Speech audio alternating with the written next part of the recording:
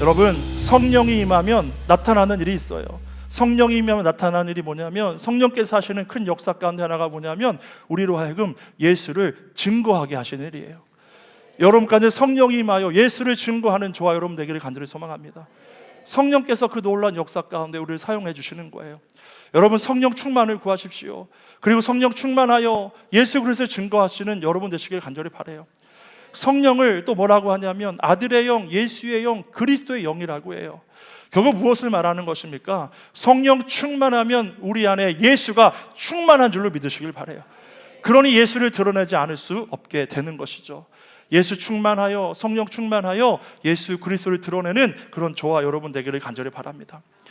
이번 주부터 6주 동안 담장을 넘어서라는 주제를 가지고 말씀을 전하려고 해요.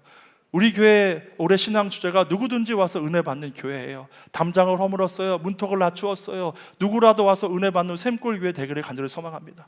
그럼 우리가 어떻게 해야 되는가? 그것을 고민하며 말씀의 은혜를 나누려고 합니다. 여러분, 3부 예배, 12시 예배 오시는 분은 작정하고 오시기를 바랍니다. 기존 예배보다 15분에서 20분 정도 더 늦게 예배 끝날 것입니다. 다음 주에 아무도 안 계시겠네요. 왜요? 더 뜨겁게 기도하기 위해서예요. 온 정성과 뜻을 다 기도하기 원해요. 그러면 성령 집회보다 뜨거운 기도가 될 줄로 믿습니다. 우리 영이 살아날 거예요. 일어나게 될 거예요. 뜨겁게 기도하며 예배할 때 주의 영이 우리 가운데 임재하게 될 줄로 믿습니다. 여러분, 우리 옆에 분과 이렇게 서로 고백합시다. 결단합시다. 누구든지 와서 은혜 받는 교회가 됩시다. 아멘. 누구든지 와서 은혜 받는 교회가 될 줄로 믿습니다. 여러분, 예수님께서 세례 받으실 때, 누가복음 3장에 보면요, 예수님께서 세례 받으실 때 성령이 비둘기 같은 형체로 임하셨어요. 그리고 나서 예수님의 존재 자체에 대해서 선포했어요. 그때 뭐라고 말씀하냐면 누가복음 3장 21절 22절에 보면, 같이 한번 읽어볼까요? 같이 읽어보겠습니다. 백성이 다 세례를 받을새 예수도 세례를 받으시고 기도하실 때에 하늘이 열리며 성령이 비둘기 같은 형체로 그의 위에 강림하시더니 하늘로부터 소리가 나기를 너는 내 사랑하는 아들이라 내가 너를 기뻐하노라 하시니라. 성령이 비둘기 같은 형체로 임하여 예수 그리스도가 누구신지 세상에 선포하신 거예요. 알게 하신 거예요. 증거하신 거예요. 요한복음 15장 26절에도 보면 내가 아버지께로부터 너희에게 보낼 보혜사 곧 아버지께로부터 나오시는 진리의 성령이 오실 때에 그가 나를 증언하실 것이다. 성령이 오시면 나를 증언하실 것이다. 예수의 영, 그리스도의 영, 그 아들의 영, 그게 임하면, 성령이 임하면 예수 이름을 증거하게 된다는 거예요. 전할 수밖에 없다는 것이죠. 조금 더 이 오순절 성령 강림의 내용을 우리가 살펴보기를 원하는데요. 여러분, 제자들이 보혜사 성령을 보내주신다는 예수님 말씀 기다리면서 그들이 함께 모여 기도했어요. 성령의 보내심, 그 약속을 믿고 기다리며 기도할 때 성령이 임재했죠. 사도행전 2장 1절 3절에 보니까 같이 한번 읽어보면 좋겠습니다. 같이 읽어보겠습니다. 오순절 날이 이미 이름에 그들이 다 같이 한 곳에 모였더니 호련히 하늘로부터 급하고 강한 바람 같은 소리가 있어 그들이 앉은 온 집이 가득하며 마치 불의 엿처럼 갈라지는 것들이 그들에게 보여 각 사람 위에 하나씩 임하여 있더니. 여러분, 성령의 임재를 들이다 감각적으로 경험한 거예요. 느낀 거예요. 우리가 예배하는 중에 성령의 임재가 감각적으로 느껴지기를 간절히 바랍니다. 임재 경험한 거예요. 그리고 각 사람 위에 다 임하였다. 각 사람 위에 임하였다. 한 명도 빠짐없이 성령의 임재를 구하며 기도했던 자들의 각 사람 위에 임하였다. 무엇을 말하는 것입니까? 성령의 충만을 구하며 성령께서 임재하신다는 거예요. 사랑 성도 여러분, 올해 이 새해를 시작하면서 성령 충만을 구하시기를 간절히 바랍니다. 성령이 충만하게 여러분에게 임재하실 거예요. 역사하실 거예요. 삶을 완전하게 변화시켜 주실 거예요. 그리고 여러분, 성령이 임하자 나타난 제자들의 첫 반응이 무엇입니까? 2장 4절에 보니까 성령의 말하게 하심을 따라 다른 언어들로 말하기를 시작하니라. 각 나라 방언으로 그들이 말하기를 시작했어요. 다른 언어로 말했다. 무엇을 말하는 것입니까? 하나님께서 그 복음을, 성령이 하시는 일이 뭐라고요? 예수 그리스도를 증거하는 일이잖아요. 그러면서 다른 언어를 말하게 했다는 건 뭐예요? 그들의 다른 언어로, 각 나라 방언으로 예수 그리스도의 복음을 증거하게 하신 거예요. 예수 그리스도를 증거하도록 성령을 부으셔서 각 나라 방언을 주셔서 각 나라에 가서 그 복음을 전하게 하셨다는 거예요. 예수 그리스도의 구속 사역, 그 구원의 역사가 완성될 그 시점에 이 성령 받은 제자들에게 각 나라 방언을 하게 하셔서 그들이 가는 곳, 주님 보내시는 곳에서 예수 그리스도를 증거하게 하신 것이죠. 그리고 때마침 오순절을 지키려고 각지에 흩어져 있던 많은 유대인들이 예루살렘으로 모여들었어요. 그리고 그때에 이 성령 충만함 받은 제자들이 복음을 전할 때 각 나라 말로, 그들이 살던 지역의 말로 복음을 전할 때 그 소식을 듣고 그 메시지를 듣고 또 이 학식이 없는 자들, 어부 출신이었던 이 제자들이 정말 논리정연하게 능력 있게 복음을 전하는 것을 들으며 놀란 자들이 있었어요.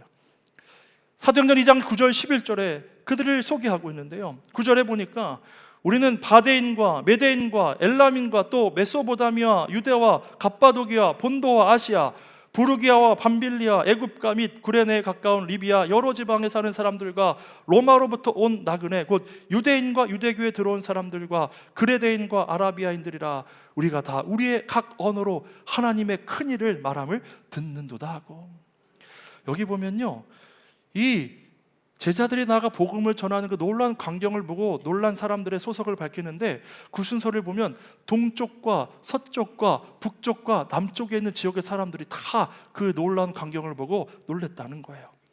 예루살렘 중심으로 동과 서와 북과 남의 모든 곳의 영혼들이 이제 그들로 하여금 예수 그리스도를 증거하는 그 말들로 하여금 그 복음을 접하게 되었다는 거예요. 여러분, 이들이 자기 고을로 오순절을 마치고 돌아가서 가만히 있었을까요? 우리도 지나가다가 뭐 사건 하나만 있으면 이런 일이 있었어라고 집에서 바로 얘기하잖아요. 그들이 각 고을로 돌아가서 오순절에 우리가 그곳에 절기를 지키러 갔던 이런 역사가 나타났어, 예수를 따르는 자들이 복음을 전하는데 대단했어, 능력이 대단했어라고 전하지 않았을까요? 그렇게 성령의 능력과 함께 복음이 이곳저곳으로 각 나라 방언으로 퍼져나가기 시작하신 거예요. 여러분, 얼마나 하나님 세밀하세요, 세심하세요, 정확하세요. 이미 준비하시고 역사하신 하나님, 각 나라 방언으로 전하게 하신 하나님, 그 놀라우심을 찬양하게 할 수밖에 없는 것이죠. 그리고 여러분, 이 복음이 이곳저곳으로 전파되어서요, 여러분 잘 아시는 것처럼 로마교회는 바울이 가서 복음을 전하기 전에 이미 신앙 공동체가 형성되어 있었어요. 무엇을 말하는 거예요? 이렇게 이미 복음이 그 땅에 전파되어져 있었다는 거예요. 그 복음을 듣고 예수 그리스도의 구주로 영접하여 신앙 공동체를 형성한 이들이 있었다는 거예요. 그게 로마 교회였어요. 바울은 너무 기뻤고 그들에게 교리적인 부분을 더 보충해 주고자 로마서를 써서 예수 그리스도를 따르는 내용이 무엇인지 분명하게 가르쳐 준 책이 바로 로마서라는 것이죠. 그렇게 성령의 능력으로 인하여 이곳저곳에 교회가 생겨나게 된 거예요. 사랑하는 성도 여러분, 올 한 해 우리 샘골 재단에 성령의 불이 임하기를 간절히 바랍니다. 성령의 불이 임하기를 간절히 소망합니다. 그래서 우리 영이 살아나고 성령이 충만하여 예수 그리스도를 증거하지 않고는 버틸 수 없는 저와 여러분 될 수 있기를 간절히 소망합니다. 나를 보내신 그 자리에서, 나의 삶의 자리에서 예수를 증거하는 성령 충만한 주님의 사람들 되시기를 간절히 축원합니다. 그리고 여러분, 우리 하나님은요, 보내시는 하나님이세요. 보내시는 하나님. 하나님은 우리를 구원하시기 위하여 아들 예수 그리스도를 우리에게 보내셨어요. 예수님도 세상의 많은 영혼들을 구원하기 위하여 제자들을 세상 가운데로 보내셨어요. 요한복음 20장 21절의 말씀에 보면 이렇게 말씀해요. 아버지께서 나를 보내신 것 같이 나도 너희를 보내노라. 하나님께서 예수님 보내신 것처럼 예수님도 제자들을 세상 가운데 보내신다는 거예요. 여러분, 믿음의 조상 아브라함을 왜 하나님께 택하여 부르셨어요?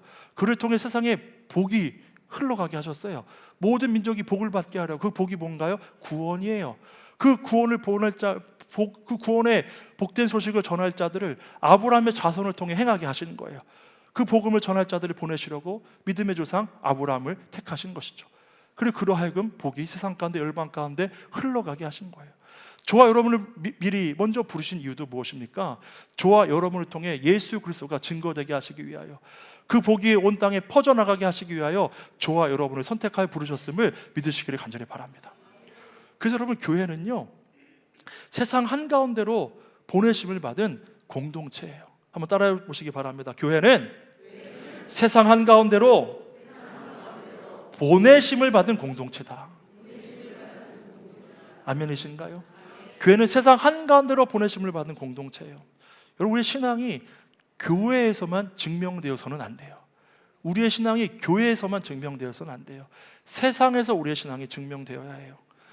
이는 세상을 치유하고 회복시키는 사역을 통하여, 우리의 삶을 통하여 나타나고 증명되는 것이죠.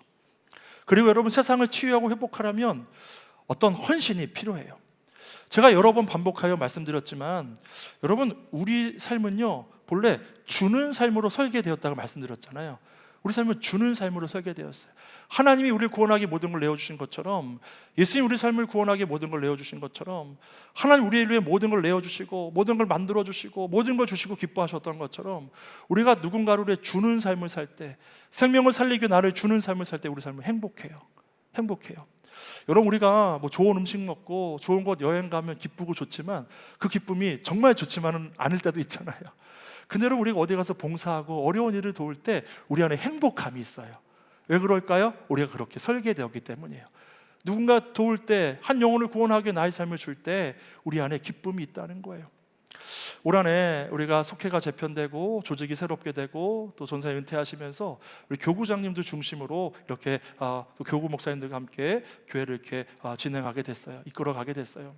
그러면서 우리 지난 목요일에 교구장 모임을 가졌어요. 우리가 어떻게 교구장으로 사회 감당할까, 영적인 사회 감당할 수 있을까 하면서 제가 이런 말씀 드렸어요. 우리가 영적 아비가 되었으면 좋겠습니다. 영적 아비가 되었으면 좋겠습니다. 여러분, 바울이 고린도전서에 보면 고린도 교회에 편지하면서 그 고린도 교회 성도들을 향해서 뭐라고 하냐면 내가 여러분을 복음으로 낳았습니다. 내가 여러분을 복음으로 낳았습니다. 여러분, 스승은요, 교사는요, 가르쳐주고 떠나면 그만이에요. 그러나 부모는 어떠해요? 부모는 자녀가 실패하고 실수해도 끝까지 품 안아줘요. 그리고 인도해줘요. 책임져줘요. 그게 영적인 아비라는 거예요. 우리 교구장님께 부탁드렸어요. 우리 성도님들 그렇게 품어주시라고. 물론 뭐 감당하기 어려움도 분명히 있겠지만 하나님 능력 주실 것이니 그렇게 영적 아비의 마음으로, 영적 부모의 마음으로 서로 섬기며 사랑하자고 그렇게 말씀드렸어요. 여러분, 그렇게 나를 위해 누군가를 나를 내어줄 때 영혼이 구원받고 치유되는 역사가 반드시 나타나게 될 줄을 믿습니다. 주는 삶, 그 신과 헌신 없이는 생명이 살아나지 않게 되는 것이죠. 그리고 저 같은 목사가 이렇게 목사 안수 받을 때 꼭 안수 받고 마지막에 부르는 찬양이 있어요. 찬송가가 있어요. 찬송가 323장 제목 아세요? 부름받아 나서니 뭐, 부름받아 나서니 뭐. 꼭 이 찬양을 불러요. 우리 한번 불러보면 좋겠는데요. 이분은 누가 반주도 해주시던데 한번 불러봤으면 좋겠는데 괜찮으세요?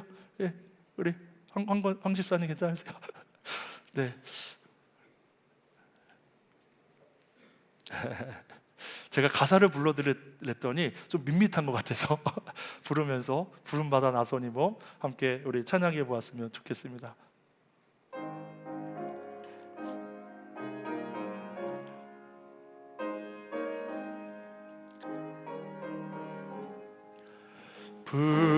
부름받아 나서니 몸 어디든지 가오리다.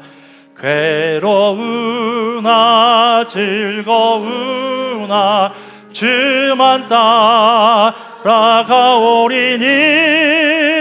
어느 누가 막으리까. 죽음인 늘 막으리까. 어느 누가 막으리까. 죽음인 늘 아골골짝 빈들에도 아골골짝 빈들에도 복음 들고 가오리다. 소돔 같은 거리에도 사랑 안고 찾아가서 종의 몸에 지닌 것도 아낌없이 드리리다.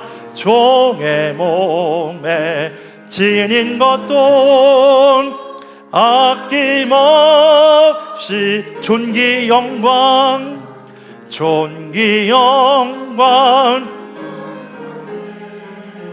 주님 홀로 받으소서. 멸시천대 십자가는 제가 지고 가오리다. 이름 없이 빛도 없이 감사하며 섬기리다. 이름 없이 빛도 없이 감사하며 섬기리다. 여러분, 이 찬송을 마지막에 부르면요, 눈물 포인트가 있어요. 눈물 포인트. 어떤 가사일까요? 악을 걸작 빈들에도. 왜 눈물 포인트일까? 나를 정말 거기 보내시면 어떡하나 이런 마음으로 눈물 포인트일까? 아니에요. 그것이 어떤 곳이라도 나는 주의 사명 감당하게 가겠습니다. 그곳에서 영혼들 섬기겠습니다. 사랑하겠습니다. 나를 보내시는 곳에 가서 영혼들 사랑으로 섬기겠습니다. 그 고백하며 나아가는 거예요. 여러분, 하나님께서 우리를 세상으로 보내시는 것 당연한 것으로 받아들이시기를 바랍니다. 나를 보내신 그 자리가 있어요. 나의 가정이 있어요. 나의 일터가 있어요. 그것이 어려운 곳일 수 있어요. 힘겨운 곳일 수 있어요. 그럼 나를 왜 그곳에 보내셨을까요? 그곳에 영혼들 구원하라고 나를 보내주는 줄로 믿어요.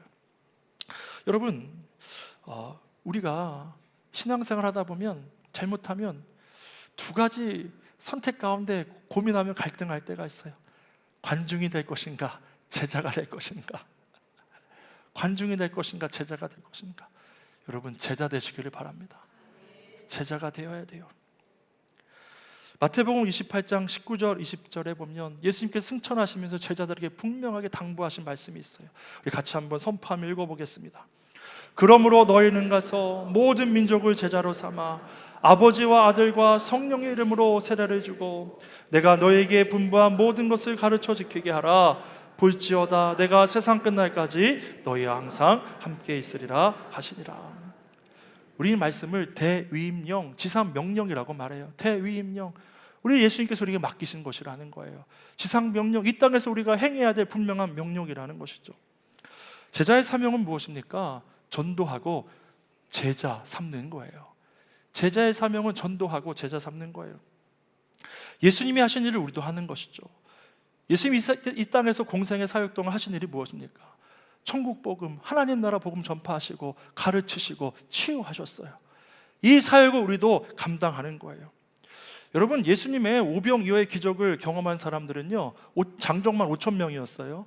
그러면 여인들과 아이들까지 포함하면 한 2만여 명의 사람들이 그 놀라운 기적의 역사를 감치 체험하고 경험하는 거예요.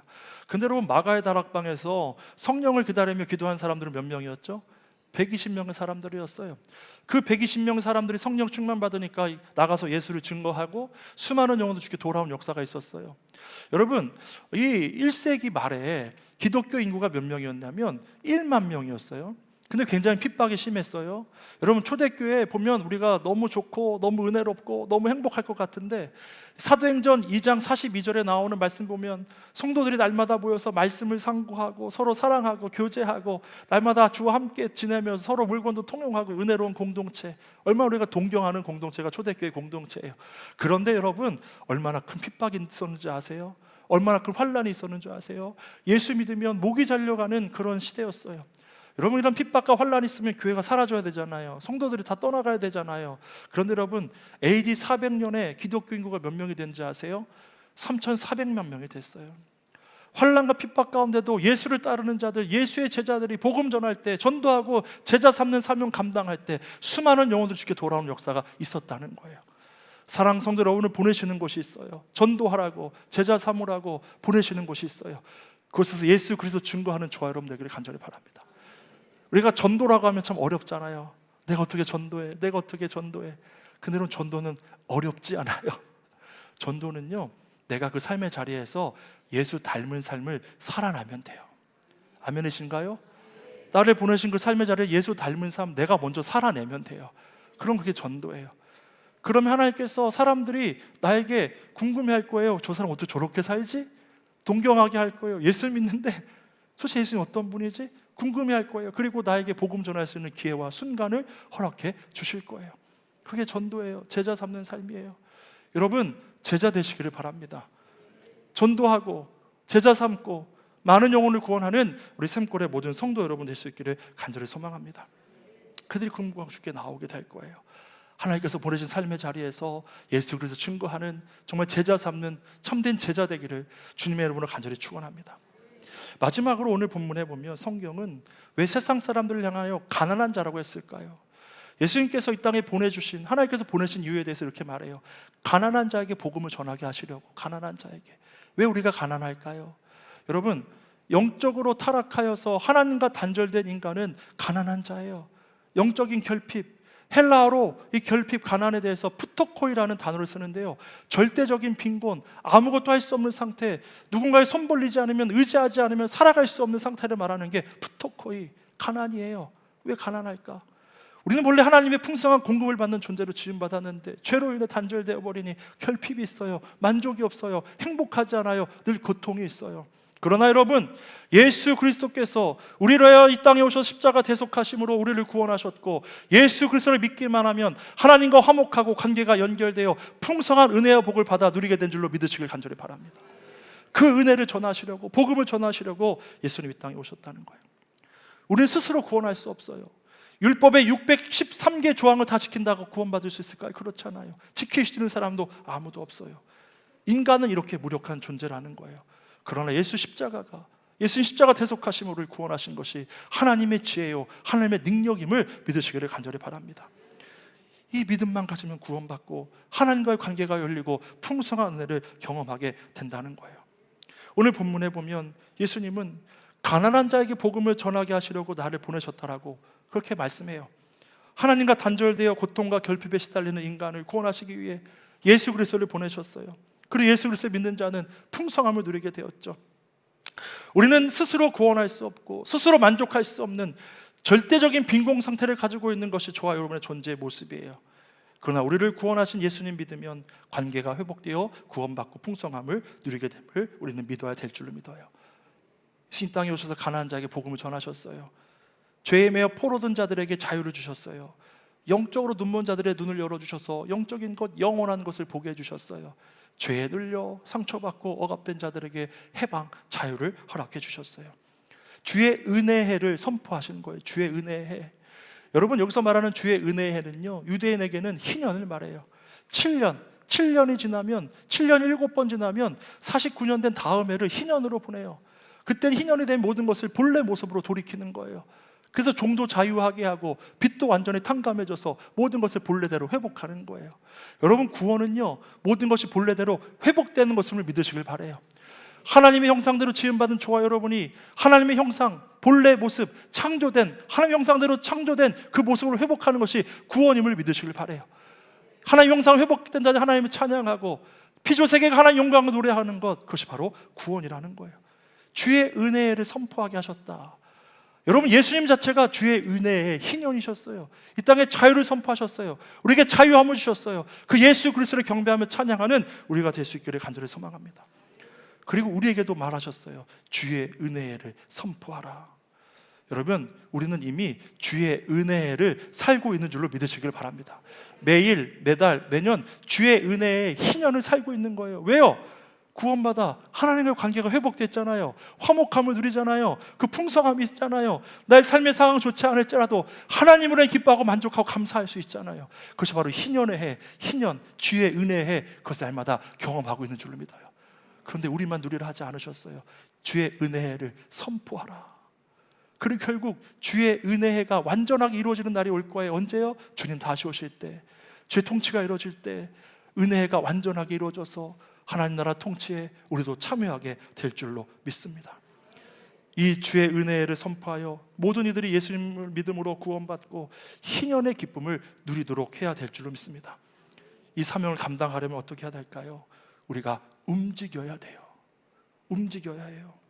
복음 들고 교회 밖 세상으로 나아가야 해요. 담장 안으로 들어오라고 그렇게 끌어들이기만 하는 교회가 아니라 담장 밖으로 나아가 세상에서 주의 복음 전하는 저와 여러분 될 수 있기를 간절히 바랍니다. 전도하고 제자 삼는 교회 되기를 원합니다. 그러려면 어떻게 해야 되나요? 성령 충만해야 돼요. 성령 충만하면 예수 그리스도를 주라 시인하지 않을 수 없고 예수 그리스도를 증거하지 않을 수 없는 거예요. 내 안에 예수가 충만하니까, 예수의 영 그리스도 영이 충만하니까, 아들의 영이 충만하니 그 아들을 전하지 않을 수 없는 것이죠. 담장을 넘어서 세상 속에서 예수 그리스도를 증거하는 우리 샘골교회 되기를 원합니다. 담장을 넘는 교회, 움직이는 교회, 관중이 아니라 제자 되는 교회, 나를 내어주어 생명 살리는 우리 샘골교회와 성도 여러분 되시기를 간절히 소망합니다. 여러분 오늘 주보를 보시면 태신자 작정 카드를 넣어드렸어요. 여러분 한 영혼 이상 꼭 품으시기를 바랍니다. 하나님께서 전도하라고 제자 삼으라고 나에게 맡기신 영혼들이 있어요. 나의 가족, 나의 이웃, 그 누구라도 한 명 이상 꼭 작정하시고, 여러분 오늘 예배 끝나고 주님 주신 마음이 있다면 이름을 적어서 헌금함에 내주시고, 개인 보관용은 본인이 보관하여 성경책에 넣고 그 영혼을 품고 기도해 주세요. 여러분 기도할 때 그 영혼의 마음이 열려지고 복음을 받아들이게 될 줄로 믿습니다. 그리고 혹시 아직 마음의 결단이 안 된다면 한 주간 기도하고 태신자를 적어 꼭 헌금함에 다음 주에 넣어주시길 바랍니다. 그럴 때 하나님 그 영혼을 품어주시고 마음을 열어주시고 구원받게 하여 주실 줄로 믿습니다. 그렇게 영혼 구원의 앞장서는, 누구든지 와서 구원받는, 가난한 자들에게 복음을 전하는 우리 샘골 교회가 되기를, 성령 충만한 예수 이름 증거하는 우리 성도 여러분 되시기를 주 예수 그리스도의 이름으로 간절히 축원합니다.